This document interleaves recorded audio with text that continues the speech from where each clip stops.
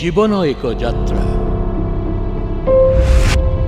जोठी पथ सरल नुहे केबे हस केबे लुह केबे आशा केबे निराशा।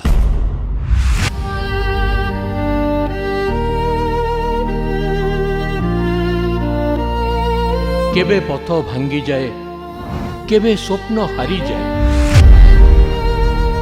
किंतु जेबे हृदय भांगे सेतेबेले हाथ धरती ईश्वर।